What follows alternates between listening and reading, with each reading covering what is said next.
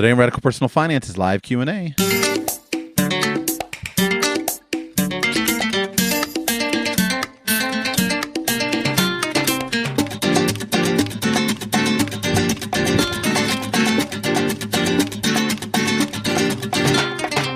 Welcome to Radical Personal Finance, a show dedicated to providing you with the knowledge, skills, insight, and encouragement you need to live a rich and meaningful life now while building a plan for financial freedom in 10 years or less. My name is Joshua Sheets. Today is Friday, December 6, 2024. And on this Friday, as we do on each and every Friday, in which I can arrange a microphone and to record a live show, we do live Q&A. You run today's show.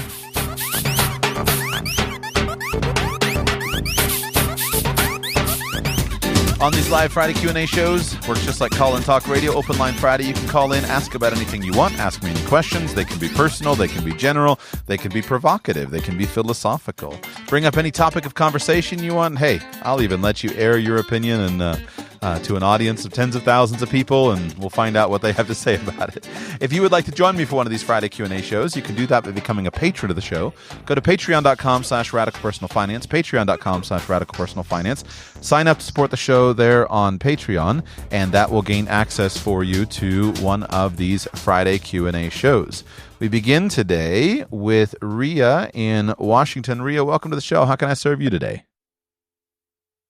Hi, Joshua. I've got a question about last week. You were speaking about a gentleman that called in on the last Q&A, talking about how he wanted to start being a financial advisor. And you started elaborating about how the people you're going to be dealing with aren't DIY people, and you're charging for this value that you provide. And I started thinking about how you implement that financial plan. I was just curious how you did it when you were selling insurance, acting as, I assume often you were acting as the financial planner and the insurance agent for your clients. Mm-hmm. And so I'm just curious, how are you implementing that financial plan? Are you pushing that with the client as a project manager, working with lawyers and accountants and whatever other professionals need to be worked with? I'm just curious kind of how you went about that. Yes, but I would say the majority of the time it's not nearly so sophisticated. So let's talk about what a financial plan is first and foremost. It's a plan for money. It's basically a structured conversation where you go through somebody's money and you talk about their goals, and then you try to figure out and make sure that they're properly taken care of for those goals. That's what a financial plan is. Now, the basics of a financial plan usually involve a few calculations. And those calculations are something that, I won't say a very skilled financial advisor, but somebody who's practiced a little bit can just do sitting at a kitchen table with a legal pad and a financial calculator. And so I could sit here right now and right off the top of my head with nothing but a pen and a financial calculator, I can create a financial plan for you. It's not that difficult to do. Now, financial planning has a connotation in our current world. That connotation is probably best seen by something like the Certified Financial Planner curriculum.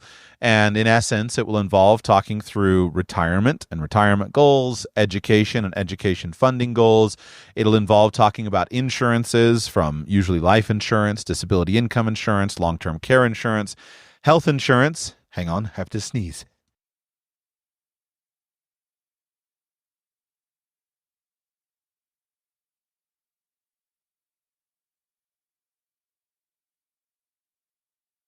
Property and casualty insurance, automobile insurance, homeowners insurance, things like that. It'll involve talking about savings of an emergency fund, and that's pretty much it. That's what we pretty much consider a financial plan in today's world.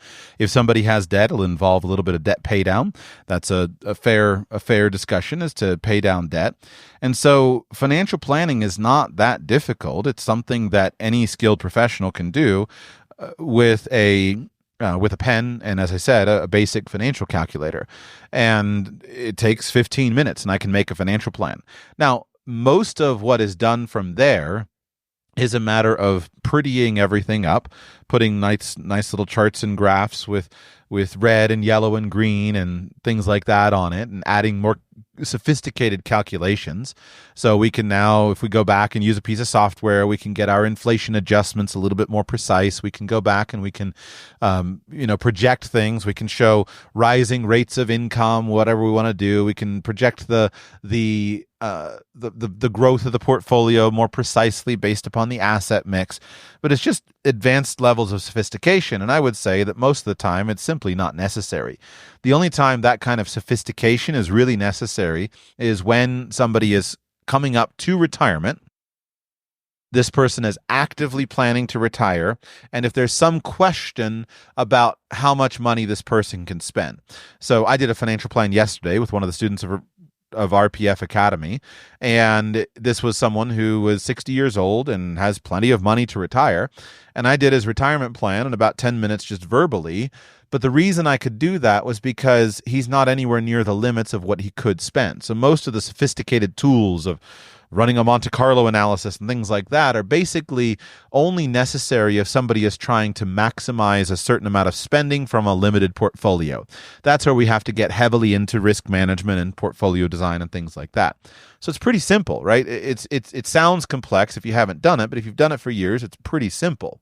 So what is implementation of a plan? Well, implementation of a plan is buying stuff, if that stuff is insurance, and buying stuff if that stuff is securities, and that's where and how stuff gets implemented.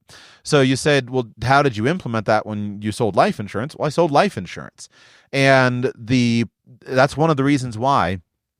For the uninitiated, there's a big debate in the world of financial planning about what we call fee-only planners and the relationship between what is called suitability and a fiduciary duty. So let me back up for just a moment. Traditionally, in the way that financial products developed, and here I'm referring to life insurance and original investment products that were sold based upon where they charge sales commissions. So think here, A-share mutual funds, things like that, where they sold sales commissions. You went back to the 1960s. Most people who would do what today we call financial advice work made their money in the context of commissions. They sold insurance policies and they made commissions on that. They sold investment stocks, mutual funds, and they made commissions on those. So then during the 1980s, we went through the no-load mutual fund revolution. And through the no-load mutual fund revolution, we created a whole new system where you could buy mutual funds without commissions. And this was where you started to see broad-scale acceptance of investment management fees. And the logic went something like this. All right, if I'm going to be a financial advisor, instead of just selling you something and disappearing because I got my commission check, why don't I go ahead and manage your portfolio for you? And to incentivize that for me, then I'll go ahead and charge you fees. And so you had a movement towards the low-cost end of the market with Jack Bogle and Vanguard and completely revolutionizing the space and basically destroying the market for commissionable mutual funds. And you also had a press on the advisory side, where now financial advisors call themselves advisors, and we manage advisory money, and we charge you 1% or 1.5% or whatever we're charging to manage your money on an ongoing basis. And then simultaneous with this, then we developed a couple of differences of terms. So when I used to have a life insurance agent's license and I sold a life insurance policy, the legal standard of care that I had for my client in that situation was what is called a standard of suitability. I have to make certain that this recommendation that I am making is suitable for the client. And suitable means that it has to be something that they would, that would be a reasonable decision that a reasonable man would make when making that basic decision. Now that's contrasted against a stricter definition, which is called a fiduciary standard. That if we imagine that you are paying me directly for my work, then now I am a fiduciary of yours, and I have now a legal standard of fiduciary care. So suitability, let's give an example of when I might sell a suitable policy, but that wouldn't rise to a fiduciary duty. It would be something like if I come in and let's say that you need a life insurance policy, and I know that the life insurance company that I represent is, double as expensive as another competitor across town with whom I'm not licensed. I can still sell you this policy that's doubly expensive because the policy is fairly suitable for your situation. Or I could sell you this whole life insurance policy that for $150,000 because after my presentation, you've decided you want the $150,000 whole life insurance policy, even though you and I both know that you probably ought to buy the $1.5 million term life insurance policy. Now, if I'm a fiduciary, I have a much higher standard. And while I don't recall all the legal language, I wouldn't, both of those things you could justify under a suitability standard and say, well, I didn't do anything that harmed him. I didn't steal him or defraud his money from him. But a fiduciary would be held to a much higher standard. And where this mostly comes in is when it comes to what investments am I actually recommending for you? And am I recommending the high commission investments where I get paid a lot, or am I recommending the investments where I know that this is absolutely the best with my professional knowledge and judgment for your situation? So there's a big debate. And because a lot of financial advisors over the years and a lot of salespeople have cheated a lot of people out of a lot of money, then most people don't trust people in the financial industry. And they kind of think, well, it's kind of sleazy and a lot of crooks. And there are, right? Just like in any industry, there are. And whenever you have money involved, a lot more people are attracted to that. So what you saw then when I was back in the business was during the early 2000s, you had a steady move away to what is called fee-only planning. And the idea is that I don't sell anything that I make a commission on.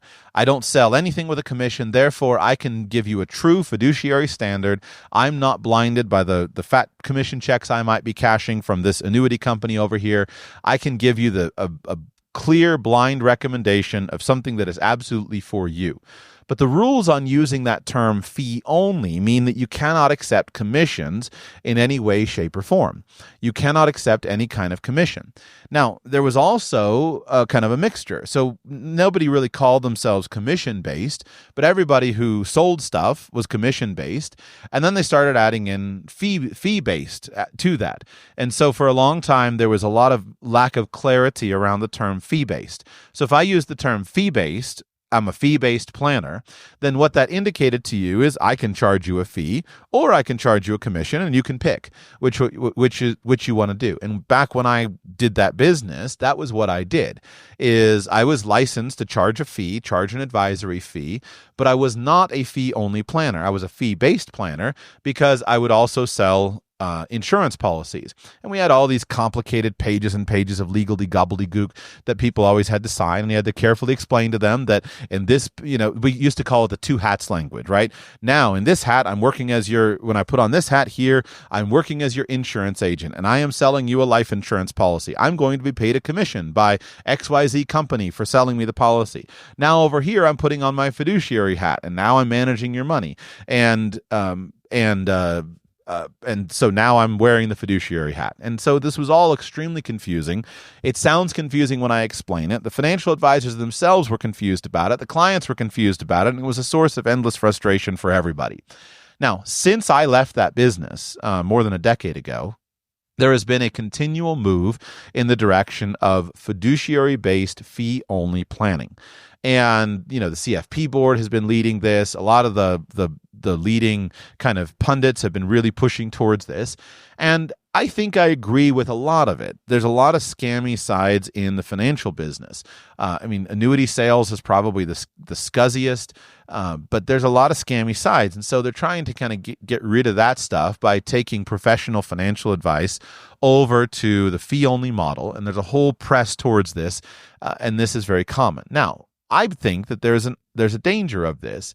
And the danger is that fewer people get good financial advice. Because if you're a fee-only planner, that means up front you're going to charge a fee. And so the standard financial plan, I mean, $5,000 would probably be the simplest. And to be clear, somebody who's charging $5,000 for a financial plan will usually do a little bit more than I do with 15 minutes on a legal pad and a pen. There's more to it than that, but a good financial plan, a lot of times be $5,000, $10,000, somewhere in that range for just a standalone financial plan. Not many people will actually pull out a checkbook and write somebody $5,000 or $10,000 check for a financial plan. So then you get into some way of splitting those fees out into an implementation model. And so people who just sell financial plans, they will usually have an upfront fee of a few $1,000s, and then they'll have an engagement fee over the course of a year, something like that. And you can renew those engagement fees on an annual basis, or you can pay for it with money. So if you've got $1 million or you got $5 million, you roll that over, we'll charge you a fee on the money, and boom, boom, boom, all the money comes, the fees come out, and now you can get good advice. But what about the rest of them? What about the rest of the people who aren't going to do that?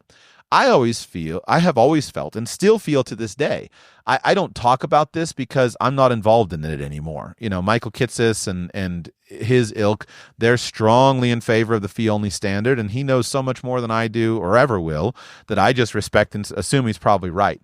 I just get really annoyed because I always felt like people who sold insurance policies could do a pretty decent job at some aspects of this, because if you sell an insurance policy, you make a commission.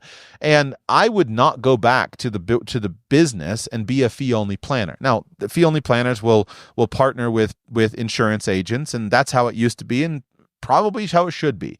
But I would never go back and be a fee-only planner, because I just think that would completely cut off my ability to serve people effectively and get paid with a commission. If I went back into the financial business professionally, I would either go and work in a family office or like a multifamily office where I am exclusively hired by these 3 wealthy families and I do everything. Or I would go back into something like what I did before. I myself would not become a fee-only planner, but I don't have anything against it. I'm just explaining why. So the reason is that the implementation of the plan can work based on commissions. If I stumble across a young couple, 30 years old and $100,000 household income, and I sell that couple, $1 million of term life insurance, and the premiums on it are $600 or $800, something like that, the first year commission on that, depending on the company, will usually be anywhere from 90 to 100 and something percent of the first year premium. So let's say there's $1,000 of premiums, $80 a month, $1,000 of premiums, I can make $1,000. If you're just getting started in business, making $1,000 for 3 or 4 hours with a client is a pretty good pay rate. And then you also know that now I've got this client, now I can work with them in the future. And there's probably 6 or 8 total sales over the lifetime of the customer. And then of course, if we need, $3,000 or $4,000 or $5,000 a year of insurance premium, well, now there's $3,000 or $4,000 or $5,000. And in that context, what insurance agents have figured out is that if I act like a financial planner, if I act like a comprehensive planner, and I present kind of a comprehensive plan, a personal needs analysis would usually be what it would be called, then now I can do a little bit better. And so what is financial planning except actually listening to somebody, asking them questions, and then presenting a plan for them of how they can achieve that? And so that's what has happened broadly in the world of professional, insurance sales, is that basically everybody does everything, and it's all some planning-based thing. I thought when I was getting started in 2003, I thought that I was going to be a pushy life insurance salesman. I read, what was that book? How I Raised Myself from Failure to Success in Selling. I used to read all the sales books, and they would talk about special closing techniques and how to do the one-call close and whatnot. And I thought that was what I was going to be doing. Then I got into the business actually, and I discovered that was stupid. That was just not where I was. That was not where the market was. I never did a one-call close, and I didn't want to do a one-call close, because if you did a one-call close, there was a risk that the client would be frustrated, be worried about it. And so I never ever wanted people to buy right away. I always wanted them to take a couple of meetings, because then the business would actually stick on the books. So it all comes back to, what do you call a plan, and then what do you call the implementation of a plan? So how I did that was I sold insurance. And if you sell insurance, then I can talk to you about other stuff. And of course, that was back in the day when it was also common, and sometimes you would open a 529 account. You hated to do it because you made about $13 with 130 pages of paperwork. But okay, fine, let me open a 529 account for you, or something like that. But you kind of did that, and you did it in the hope that this kind of starting client would grow up into be a big client that you would want to do over time. So that's I kind of got probably carried away there, but you don't implement a plan until you actually pay down debt. You don't implement a plan until you actually refinance a mortgage. You don't implement a plan until you actually buy an insurance policy or make an investment. And so, yes, at the very sophisticated level, if you're dealing with a multi-bazillionaire client, are you meeting with the lawyer and the accountant and setting up the trust, entitling the insurance policy in the trust? Sure, you are, but that's just a dream. Very, very few agents work in that kind of business. It's just something you're hoping to get to.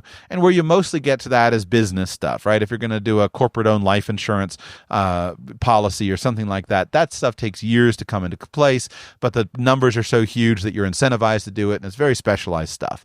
But in general, implementing it means buying something. And that's what I was basically referring to when I talked about that. To implement a financial plan, you got to take action, and there's got to be some kind of motivation on the part of the person who's coaching you. And my last sentence is just this: like I've said publicly, and I just because I think it's the best example.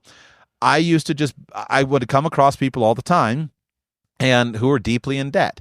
And if they needed an insurance policy or something, I would do that, but I couldn't help them. So I would buy boxes of Dave Ramsey's book whenever he put them on sale at $10 a copy, and I would always have a box of Total Money Makeover in my car, and I would hand out Total Money Makeover to people. And I would say, listen, you're in debt. I can't help you other than tell you how to do it. But here, if you'll read this book and follow this plan, you get out of debt. I did it. You should do it. Go for it. But I didn't do anything except hand them a book. And I know for certain that 95% of the time, probably higher, that book just sat on the shelf. They never read it, never did anything at all with it, because the vast majority of people never follow through on something until they're forced. And over the years, I've looked at this situation and wondered, because some people have tried to start life insurance companies that don't pay commission. As far as I know, although I have not searched this out in years, but as far as I know, they have never made, I don't know, I won't say they've failed, but they've never made a big difference in the marketplace. Why? Because it just seems that people have to be pushed to buy insurance policies. So unless there's a legal requirement, your mortgage company makes you buy it for your house, or the government makes you buy it for your car, there's just a legal, there's nobody does it. Very few people do it of their own initiative. They have to be pushed. And so you need the incentivized salesperson who says, why don't we just go ahead and take care of this today, in order to pull out your checkbook and actually get it done. So does that answer your question? Yeah, it does. And it's interesting to me that your experience was that of a less sophisticated plan. And that's just because, do you think it's because you're working with younger clients that happens? Because when I think about when people need a financial plan, I consider what you were talking about, where you've got somebody that owns some land and they have some money and they've got some family and they want to put their land in some kind of trust down at the county so that the kids can inherit it. And it sounds like that's every financial advisor wants you to have that perspective, because that's who every financial advisor wants to work with. If you're a doctor or a lawyer, you know this well. You get called on 5 times a year by every single brand new agent and whatnot. Every financial advisor in the business is looking for somebody who makes multiple 6 figures, or who has millions of dollars. Those are the heavily targeted people, and I think rightly so, because that's who a financial advisor can help the most, with a little bit of technique, a little bit of tactics, a little savings here, a little trick there, a good plan. That's who every financial advisor wants to work with. The reality is different, though, especially when you're starting. I started when I was 23 years old, and so I called on everybody. And I think most people who start without kind of being established do. Now, there are practice models where someone may come in, they'd be working under a senior advisor who has his book of business, his loyal clients, and he's working on it. But there's also just tens of thousands of people who start like I did. They don't have any experience, no book of business, and they're starting in a 100% commission environment. And so you go see everybody. And usually that lasts for a few months because you find yourself on the wrong side of town at 7 o'clock at night and you say, this sucks. I'm not, why am I here? And you start to actually do a better job prospecting, and you're more careful, and you don't call every lead. You only call the good ones, and kind of you work your way up until you build confidence and become more sophisticated. And then you get to the point where you're not going to interact with people like that anymore. But when I was young, I worked with a lot of young couples. I worked with a lot of people who were very basic, and I'm not ashamed of that. I'm proud of that, because these are people who it's why I started Radical Personal Finance. These are the people that an experienced, sophisticated financial advisor can't help effectively, because it's a complete waste of his time compared to other things. The opportunity cost of helping somebody who's broke and getting started is so high that it's just much better for him to go spend more time prospecting rich clients. So that's why I started Radical Personal Finance. That's why I started RPF Academy, is because I care. I mean, it's not all altruistic. I want to make money, but like, I want to serve those people who can't get those other attention of those other people, because I think they're underserved, and that's what I think this model does. Yeah, and on the flip side, you're not going to get that doctor hiring a green 23-year-old either. Yeah, if the 23-year-old's good enough, you could do it. I did. So what the way it works is that certainly the thing about somebody who's a 50-year-old doctor is that he's been called on by so many dozens of financial advisors. He's totally, relaxed about it. If he takes the meeting, he's done this dozens of times. And so what happens? He already knows what he's ordering at lunch. Yeah, exactly. It's like, it's not that big a deal. And I'll tell you honestly, this is one of the things that really surprised me. So I thought when I was getting started in the business that it would be really hard to get to rich people, and it would be really easy to get to poor people. And I discovered I was completely wrong. Is that while many professionals said no to a meeting, right? Because I always did referred lead prospecting. I call you up and say, hey, Joe, listen, your buddy Frank mentioned you to me, and I forgot my phoning language now, but it was very simple, straightforward. I'm a financial advisor. This is what I do. Joe didn't say you needed anything, but he said you're a good guy. I thought we should connect. Can I swing by your office and introduce myself? Bingo, right? Worked bazillions of times. So half the time it works, half the time it doesn't work. Guy's not interested. No big deal. It's just a numbers game. But what I found was that when I called up Dr. Joe, he would say, all right, sure, Joshua, I'm super busy, but swing on by the office 2:00 on Thursday afternoon. I'll give you 10 minutes.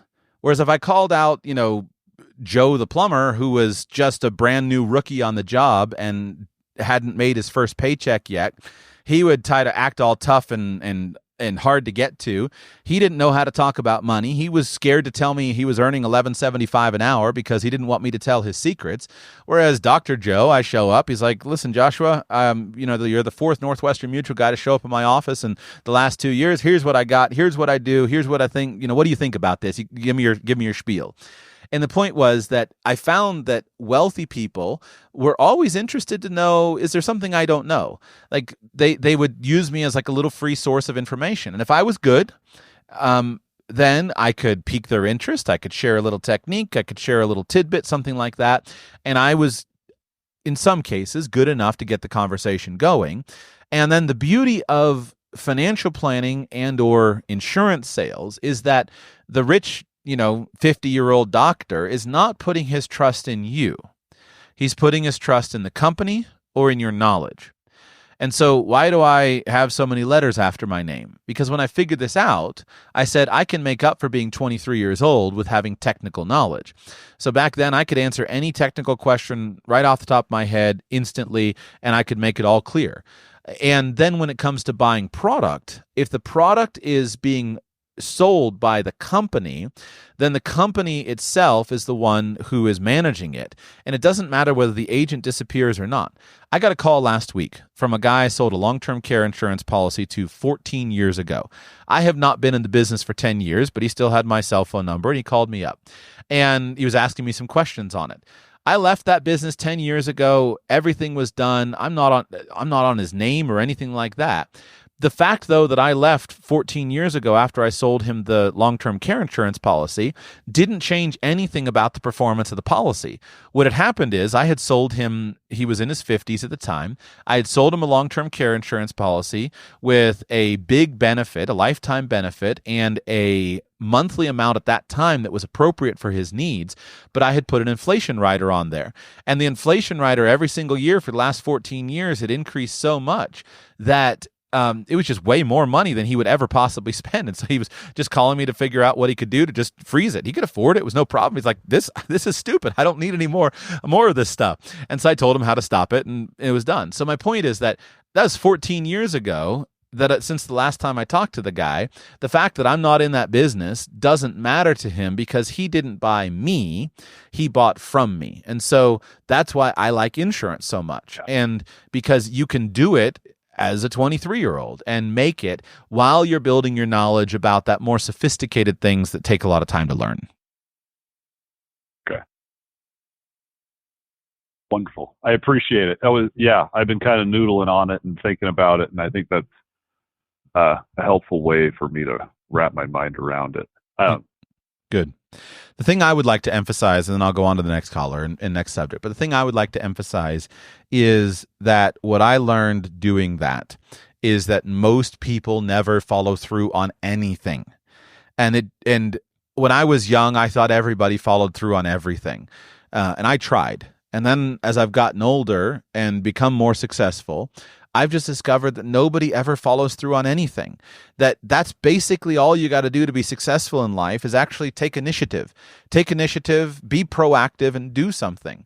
So someone who takes initiative to go and buy a book or go to the library or sign up for a course or reach out to somebody for a lunch or go up and talk to a speaker after a meeting or literally anything, like that's the thing that puts you on the fast lane. And I've just seen this myself. Like I'll help anybody. I try to always talk to everybody. I do everything I can to serve anybody that I can. But Jesus, the story in the Gospels where Jesus heals the lepers. I forget how many there was, 10 lepers or 7 or whatever, but a bunch of lepers come to Jesus to be healed, and he heals them of their leprosy, and they all run away, and only one of them turns around and comes back. I think that story's in there for a reason to tell us what numbers we should expect. That you'll give great advice to somebody, you give it to 10 people, and 1 out of 10 will come back and say, hey, I actually did it. So like when I coach young people and high school students, things like this, I beg them. I make it so explicit, as I'm doing now. All you got to do is go find successful, rich people that you admire. Go and find them. Take them out to lunch and ask them for advice. Ask them for their story. How did you get to become so rich and successful? I want to be like you someday. Can you tell me what you did? Then, here's the secret. They will tell you what they did. They'll tell you what books they read. They'll tell you what degrees they got. They'll tell you who they talked to. They'll tell you the jobs that they took. All you got to do then is take notes on what they did and then start doing what they did. Call them up 6 months later and say, hey, you told me you read this book and it changed your life. I just finished that book. Could we get together for lunch and talk about it? And this person's going to fall off his chair and say, absolutely. And now you got a mentor for life, because the percentage of people that are actually proactive and actually take initiative is tiny. And then be careful. I'm going to preach to myself. Initiative and proactivity is not a permanent condition. On the contrary, there are times in our life in which we take a lot of initiative and we are super proactive, and then we stop doing it, as I have done in my own life many times. And so I'm preaching to myself and I'm preaching to all of us. Let's not forget to do this stuff that's simple to do, and it's also easy not to do. Scott in Oregon, welcome to the show. How can I serve you today? Yeah, actually, it's Doug, and I'm in Washington. I want to thank you for all you do.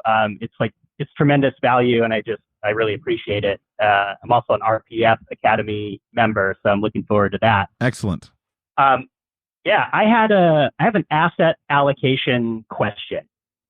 My wife and I are trying to reach financial freedom in where our income from our investments covers our expenses. Currently, those expenses are in the area of about $5,000 a month, five to $6,000. We own 4 rental properties, and I have in a brokerage account about $120,000 in individual equity. I also have like a HELOC with about access to about $150,000. So currently the income from our rental investments is about $2,500 a month. So I'm trying to take what we have. I want to amplify that and I want to increase the returns. And I'm having trouble figuring out which direction to go with that capital. So I've done quite well having it in the brokerage account. It's in a few Mag 7 stocks, which have obviously done well this year. And possibly the best solution is to keep everything the way it is. My wife and I have also considered having an ADU built on one of our rental properties that we could pay off in a few years and have that be pure rental income. I've also considered using that money to open a franchise, or possibly do, flip a home. And so kind of all over the place, and just looking for some focus and some different perspective in how we could really amplify those assets to gain financial freedom. When are you hoping to achieve financial freedom and why? Good question. I'm hoping to do this in about 5 years. And I think that we would both like to move on to, first of all, I'd like to be able to do what I want, when I want, hopefully where I want. So currently, my wife and I both are healthcare with therapists. My wife owns a private clinic, and I work at a public school district. She is going to, and the business has been, fairly successful, but healthcare is a tough business to scale, and it's actually tough to achieve any sort of profitability that's relevant, because every time you bring on somebody, it's a skilled position, so you are having to spend a lot to hire people. So it's kind of difficult to scale. And so she is going to transition back into a hospital setting, and I am transitioning to commercial real estate. And so we still want to work. We just don't want to work for. we want to just we have a lot of interests that we'd like to pursue, and some of those involve varying degrees of risk, and we would like to be able to do those without fear that we're gonna that we can't cover our expenses. So you can, just to clarify, you could imagine some combination of jobs and careers and income streams that you would want to do these things that you just said. You could imagine some combination of these things that you would want to do even if you had the full $5,000 a month coming in purely passively from whatever you chose to do. Is that correct? Correct. Yes. I don't want to, sit on my hands. I'd still like to do some work, but I'd like to have that primarily be providing a service in the form of, commercial real estate, and also just through investing and really working on making those investments grow. So the answer that I would give to your question directly is step one. If I woke up in your shoes based upon what you have described, and let's repeat a few numbers. Expenses are $5,000 a month, sometimes $6,000 a month.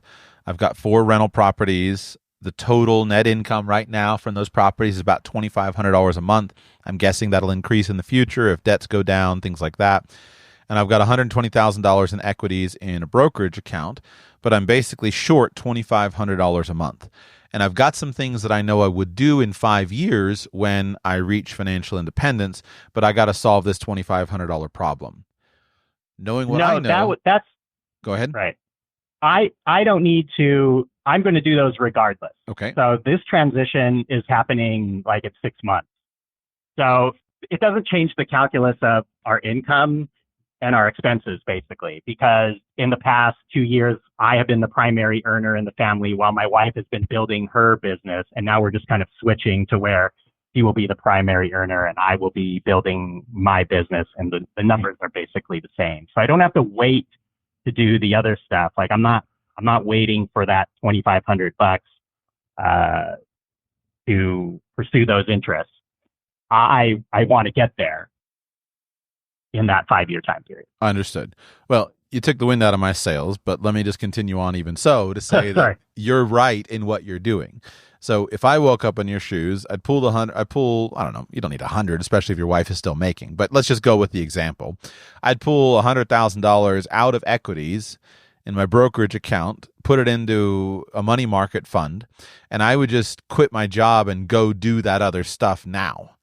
And use instead of trying to figure out how do I maximize the return on the $120,000, I would just put it all in cash as a safety net to cover me while the plan goes forward, and then use it as a backup fund and go start those new careers and those new jobs. Because the numbers that you're talking about are so small, meaning $2,500 a month, that the basic math remains that when you can stack up a bunch more money, then it'll be whatever, then you have all the options. And we'll come back to this problem in a moment. But the basic problem you're solving is, how do I make $2,500 a month from what I'm just going to refer to as $120,000 of capital? Let's ignore the line of credit for the moment. So how do I make $2,500 a month with with $120,000 of capital? The first answer is you don't. You just go make $8,500 a month with 2 or 3 or 4 jobs that you are into, and build that lifestyle now, and don't wait for it. Just keep the 120 as kind of an emergency fund. And that is what I did with Radical Personal Finance. So I don't want to be hypocritical about this. I was working as a financial advisor. I had all of the early retirement plans laid out. I knew my number that I was saving for and my rates and everything like that. And I'm looking at the marketplace, and I said, if I started a podcast now, this is the time to do it. The idea is proven enough, but it's still early in the market. I should go and do this now. But I don't have enough money. I thought I had to have tons of money. But then what I realized is, if I go do this now, I had 2 problems to solve. Number one is I had no plan for how I could make money from the podcast. All I knew was, if I have a big audience, then there's lots of ways to make money. If I don't have a big audience, then I'm probably never going to make money. But I can't predict having a big audience any more than I can predict, being a professional athlete or being a best-selling writer. So idea number one was, I figured out I don't need a certain amount of money. I need a job. And my expenses were pretty low. I had some savings, but I just went and got a job, just a dead-end job that allowed me to pay my bills so I could put in all my extra time on the business. And the second thing was, I realized if I had a successful business like Radical Personal Finance that allowed me to work from anywhere in the world, gave me a nice income on a relatively reasonable work week, I would do that even if I had millions and millions of dollars in the bank. So why not just skip straight to there? And I did it, and it was great, because you could just skip straight to the life of being, being financially independent without actually being financially independent while you're still working on the financial independence plan. So that's the most effective way to do it, is just go ahead and skip straight to what you would do. The only time this doesn't work is when you have a clear lifestyle goal that is completely incompatible with generating income. So my example here would be Allie and what's her husband's name from Bumfuzzle, Pat and Allie from Bumfuzzle, right? What did they do years ago? Well, they wound up sailing the world. So he had to make $1 bazillion in a very short period of time so he could go buy a sailboat. This was long before the days of Starlink and before the days of good internet connections anywhere in the world. So the only solution for them to go and do their thing was to make a bunch of money and then quit.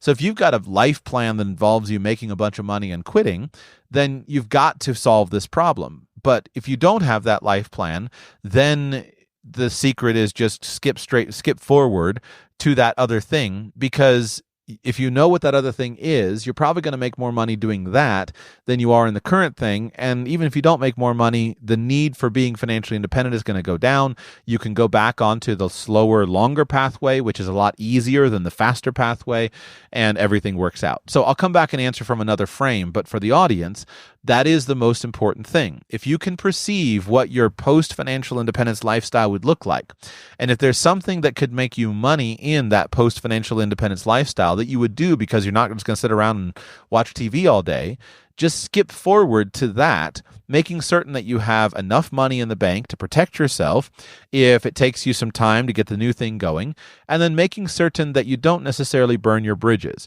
So I got rid of all my licenses when I left the financial business because I didn't want to be regulated any longer.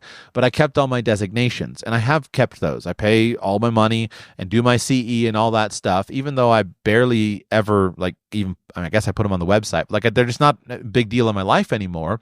But all of it is just basically a backup plan. If I go broke, I need to be able to go back into financial planning, and I need to be able to get interviews and get a good job so I can support my family. So in your case, you would keep your certifications current, keep your continuing education current, all that, so that you could go back into healthcare if you wanted to or needed to. Yeah, it's great to have those options. And I couldn't agree more as far as, investing in yourself and your income growth. I totally agree. And that's sort of the plan. I guess part of it was just an X's and O's question about, because with those rental properties, a lot of them are, we have a few of them that are out of state, and they're kind of a hassle. And so, I also think about, selling those to, pay off primary, or because it'd be nice to not have to, I don't want to pay a mortgage in what we'll call retirement, although I'm still working, but that financial freedom phase, I don't want to have to pay a mortgage. So right. I also don't know whether it'd be advantageous to just cash out of some of the rentals to pay, to pay off like a primary.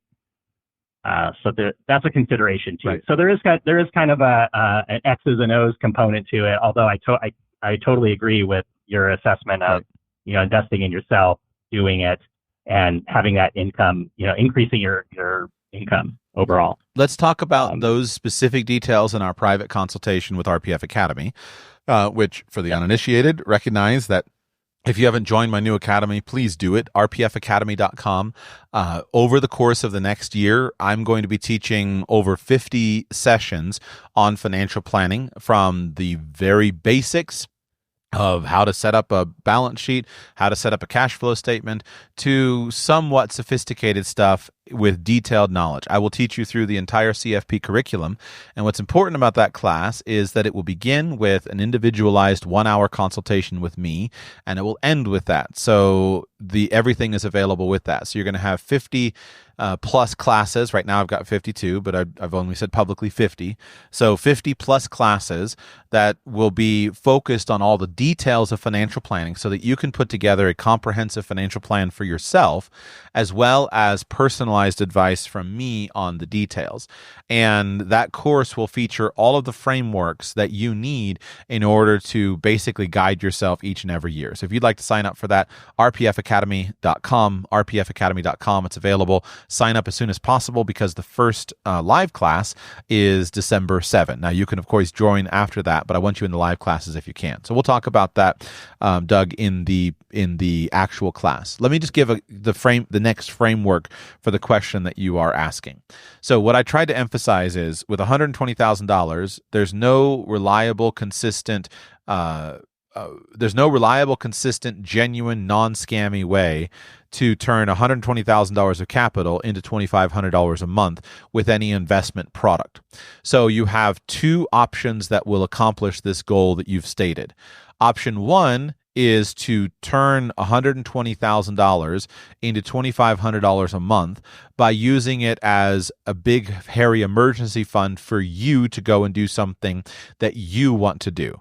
So you go and train for a new job, and this $100,000 in the bank gives you the confidence, and you go off and you start a commission sales job, or you start a new career where you're, a shrink and you hang out a shingle and provide personalized consulting services or something like that. In many cases, something where you can make money, or commission-only commercial real estate. In many cases, you can go and do something where you can make money and make a lot of money, but the pathway to making money is insecure.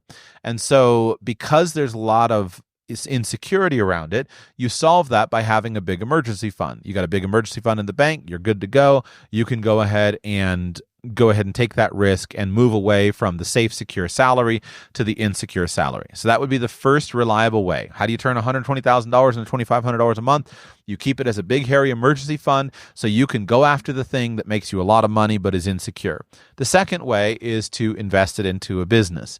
And in a way, that's almost what we've described. You going into commercial real estate and commission sales or something would be a business. But you rightly identified, well, I've thought about a franchise or I've thought about this other business. The idea of investing $100,000 or more into a business that creates $2,500 a month is totally believable, right? There's countless numbers of businesses that could accomplish that. That's ordinary, everyday business, especially if you are willing to work in the business. So obviously your time needs to be more than that, but creating $2,500 a month of profit from a business that you start with up to $120,000 is totally doable. That's where your highest return is. And so that's the only way you're going to accomplish this goal in the short term. Everything else is going to be based upon accumulating more capital. So if you could put $100,000 a year aside over the next 5 years and raise this to $620,000, well, now some portfolio of stocks with some growth or a dividend plan or a 4% plan or something like that is going to get you there. So in the short term, though, I would set aside all of that kind of planning and just focus on either you and the job that makes you a lot of money with a really cool, flexible lifestyle, or you and a business that has good profits and gives you the flexibility of lifestyle. Those are the only two legitimate answers to that question. As the capital grows, you can come back to it. And then the real estate questions are individual questions based upon individual properties and specific decisions, not just general framework questions. Right. Yeah, sounds good. I totally agree, and that's kind of where I'm headed at this point. And I've been working on that.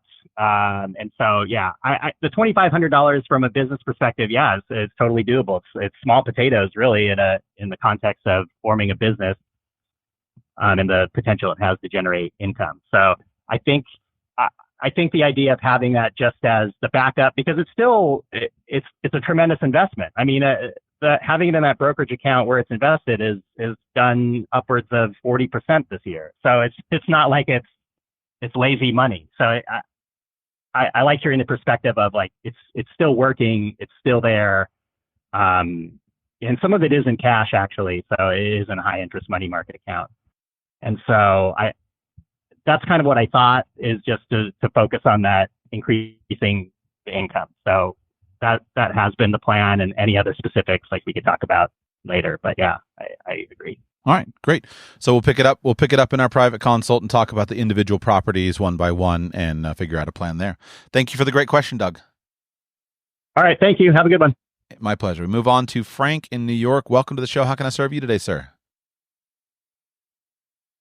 Okay. Hi. So maybe I'm very similar to the last caller, but a little different. I'm in real estate and draw about $150,000 a year from it. I'm newly married. I'm 54. I'm newly married, first time. Congratulations. Congratulations. Thank you. Thank you very much.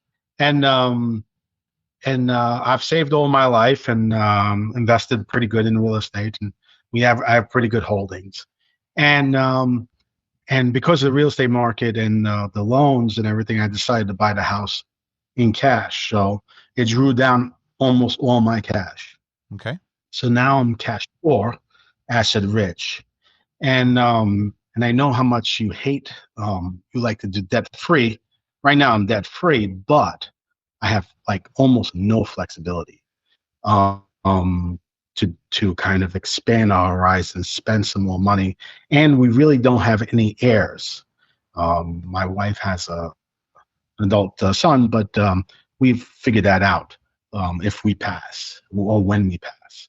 So I'm thinking there's maybe $4 to $6 million between now and pass away, and I want to see if I should try to figure out how I can use that without necessarily selling the assets and losing all the upside in the future.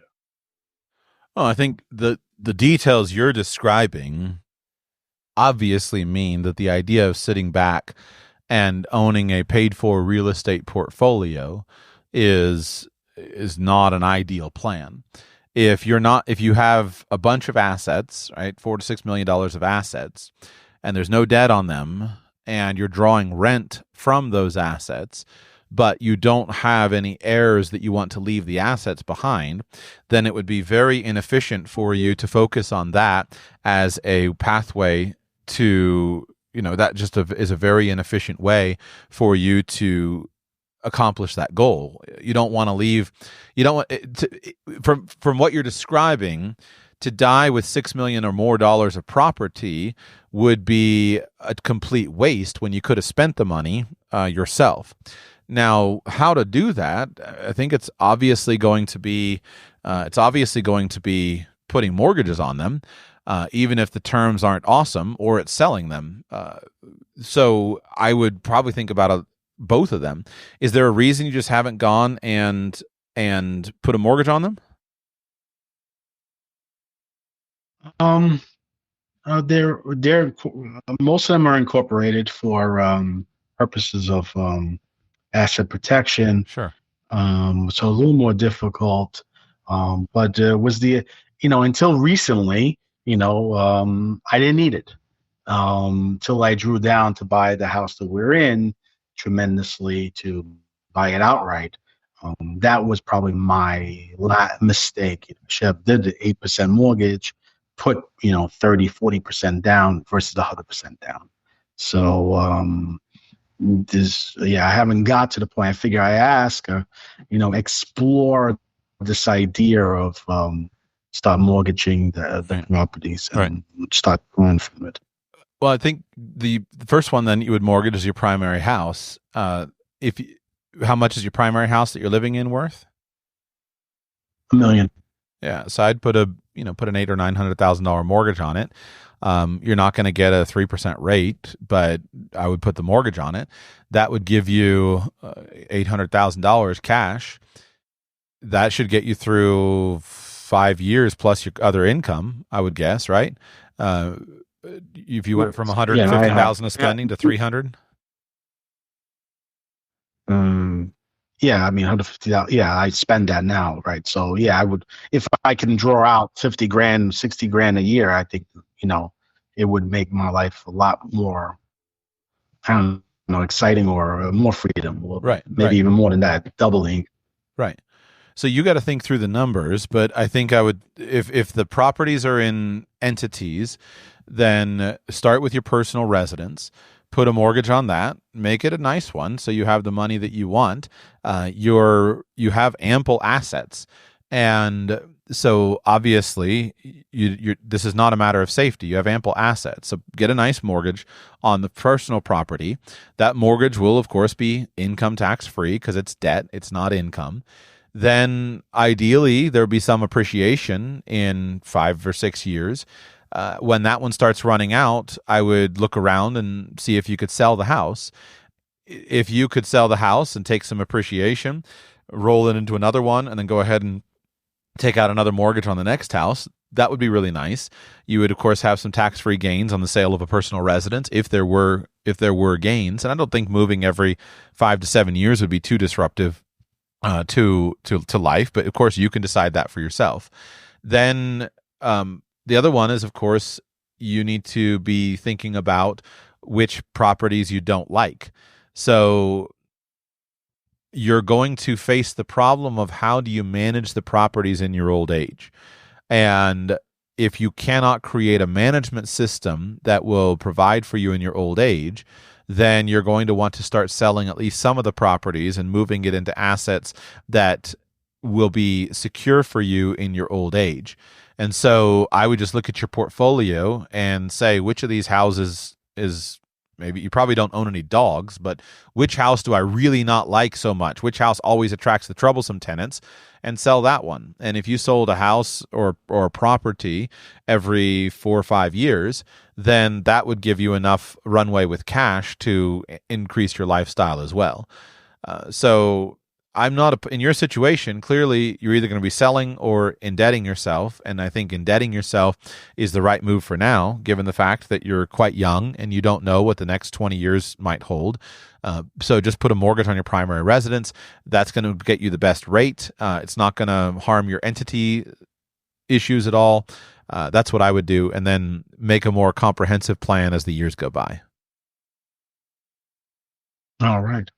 I'll look forward to the academy. That I've signed up for the academy. Wonderful. I haven't made the appointment to chat with you, and I'm looking forward to that. And you send out the latest mailing for your escape plan is tempting, but I'm thinking about that. So I just want to say that we appreciate you.